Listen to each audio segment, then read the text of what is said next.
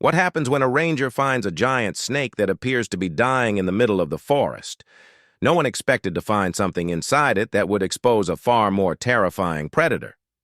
What happened next changed everything. Let me tell you something right off the bat. I didn't become a forest ranger to babysit tourists or chase teenagers off fire trails. I signed up because I believed in the wild. I believed it had rules, balance. But what I saw that morning? Well, let's just say the wild had a hell of a message to deliver. It started like any other patrol in the Baxter Ridge Reserve. Fog hung over the trees like an old war blanket, heavy and quiet. The kind of morning that made your joints ache before your coffee had a chance to kick in. I was paired with Marco, grumpy, ex-military, and allergic to small talk. Fine by me. We were halfway up East Ridge when the forest started acting weird. I'm talking birds vanishing mid-flight, squirrels darting like someone lit their tails on fire, and even a deer, a full-grown buck, just froze mid-step and bolted like it owed someone money. Marco squinted into the distance and muttered, "Something's off." "Thanks, Captain Obvious." And then we saw it. At first glance, I thought it was a downed log, a big one. Then it moved, slowly, painfully. That log was a massive snake, thick as a fire hydrant and at least 30 feet long. Its body twisted in ways that made my spine hurt just looking at it. But here's the thing. It wasn't attacking, hissing, or coiled to strike.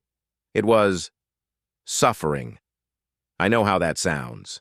A snake. Suffering. But the look in its eyes? It wasn't wild rage or hunger. It was something closer to a plea. I'm not crazy. I've worked with animals long enough to know when they're scared. And this one? It was downright terrified. Marco wanted to put it down right there. "Too dangerous, probably sick," he said, raising his rifle. "Hold it," I snapped. "It's not acting aggressive, and listen, do you hear that?" A muffled noise, faint, rhythmic, like crying. No way. I dropped to one knee and edged closer. The snake's belly was swollen in one spot, and beneath the scales, something moved. Kicked. "You've got to be kidding me," I whispered. Marco looked like he'd seen a ghost. "You think that thing swallowed someone?" I didn't answer. My gut was already screaming yes. I grabbed my field knife. Not a surgical tool by any means, but sharp enough. And before Marco could finish his protest, I made a shallow cut along the softest part of the snake's belly. It didn't flinch. It didn't fight. It just stared at me. And then came the sound. Unmistakable. A baby's cry. You ever hear a sound that punches you straight in the chest? That was it. The blade slipped from my hand. I pulled the skin back slowly and found the impossible. A baby, barely wrapped in a damp towel, crying its lungs out from inside a damn snake. Alive. Breathing. I don't know what broke me more. The fact that the infant survived, or the fact that the snake protected it. I looked at Marco, expecting some kind of rational reaction. Instead, he backed away like I'd opened a cursed tomb. "You realize this thing's not just an animal now, right?" I said. "It kept that kid safe. It didn't eat it. It held it." And then, just like that, the snake exhaled once, long and slow, and went completely still. Dead. Marco was pale. He called in for medical evac and animal control, but I was already somewhere else in my head. Somewhere between fury and heartbreak. Because someone, some human being, had dumped that child like trash, left it out here to die. And if it weren't for this monster, the poor kid wouldn't have stood a chance. And just when I thought it couldn't get any worse, trouble rolled in on 4 wheels. 2 local hunters, all camo and beer guts, showed up on ATVs. One took one look at the snake and spat. "Finally! That freak's been creeping around here for weeks. Good riddance." I froze. "You knew it was out here?" I asked. "Yeah," the other one shrugged. Saw it a few times. Figured someone would shoot it sooner or later. Well, guess what? I said, holding the baby in my arms. That freak saved a child's life.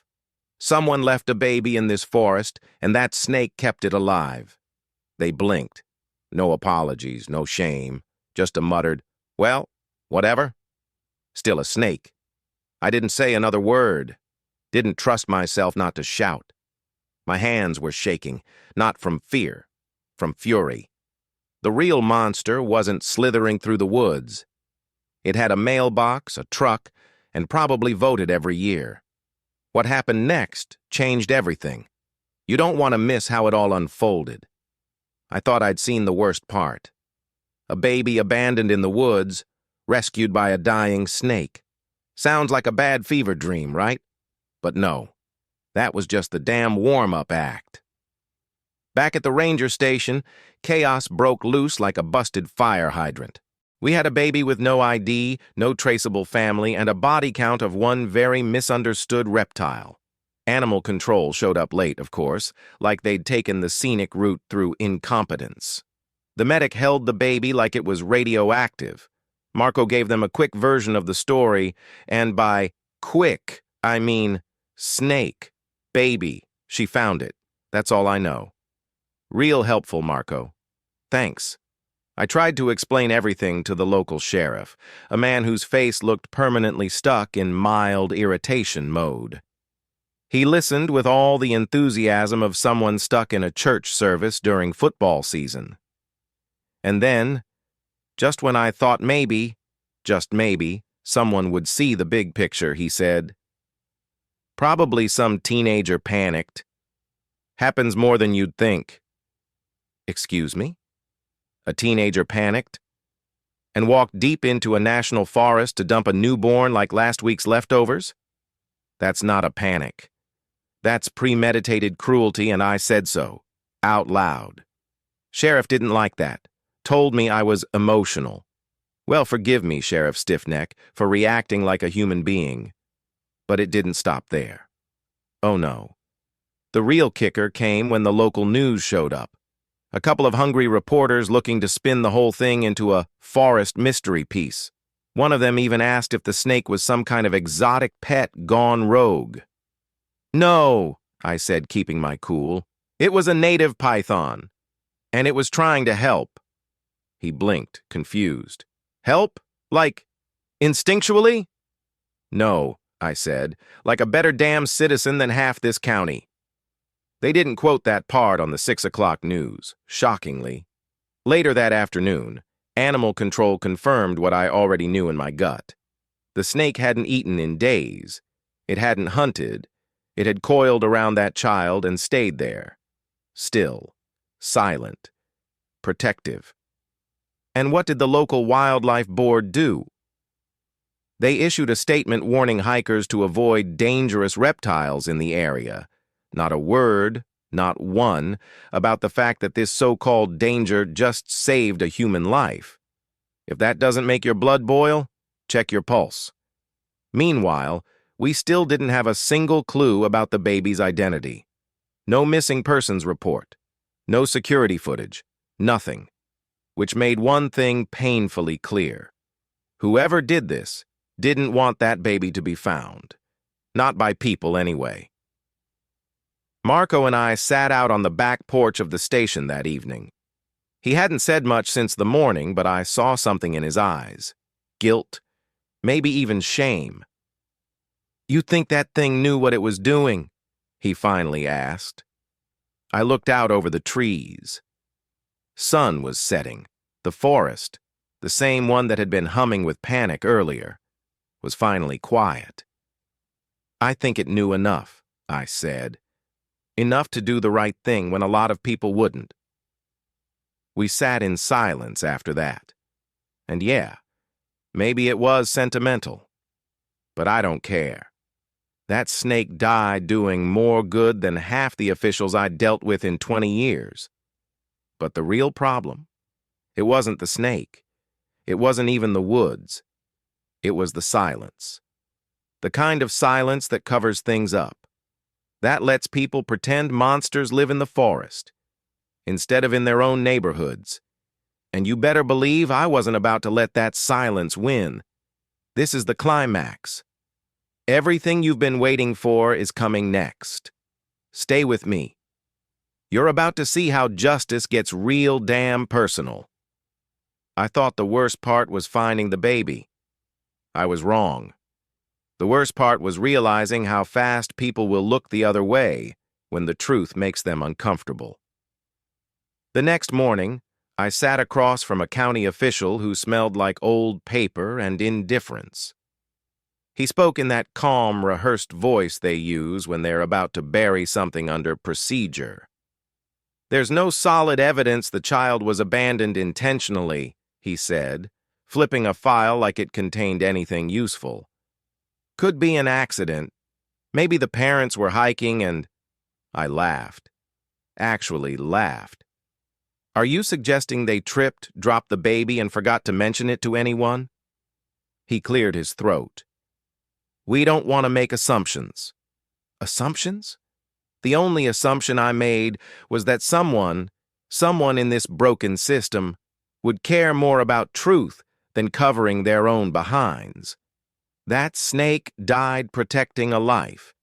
And now all these neatly dressed decision-makers were ready to treat it like a weird wildlife incident, a curiosity, a headline for a slow news week.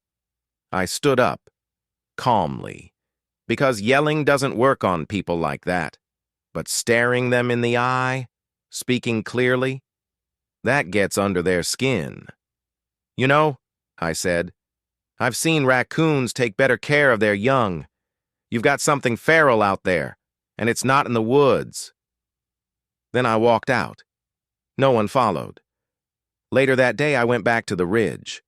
Not because I was told to, because I couldn't sleep, not knowing that this story, this miracle, was being treated like a glitch in the system.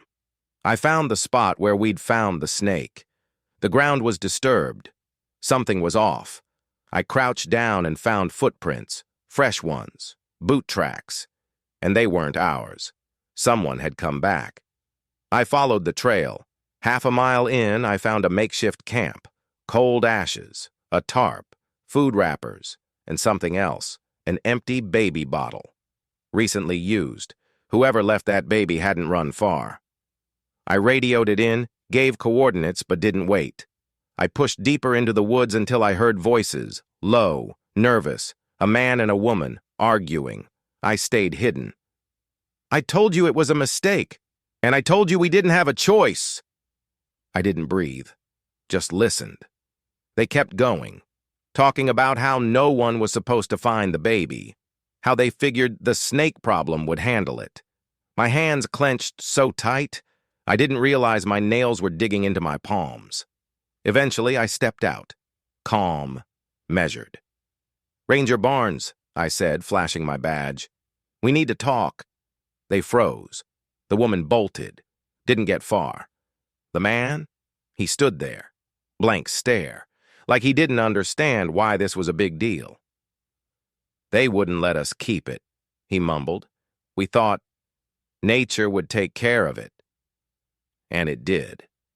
Just not the way he expected. Back at the station, I gave my full report. The couple was taken into custody, investigation launched, papers filed. But you know what really mattered? A week later, we held a quiet memorial for that snake. No media, no cameras, just a few of us, the ones who understood. We laid a carved stone near the ridge. Nothing fancy, just a message. Here lies a guardian, not a monster. The baby? Safe. In foster care for now. But something tells me that child will grow up knowing they were protected by the most unlikely of heroes. And me? I'm still out here, still walking the woods.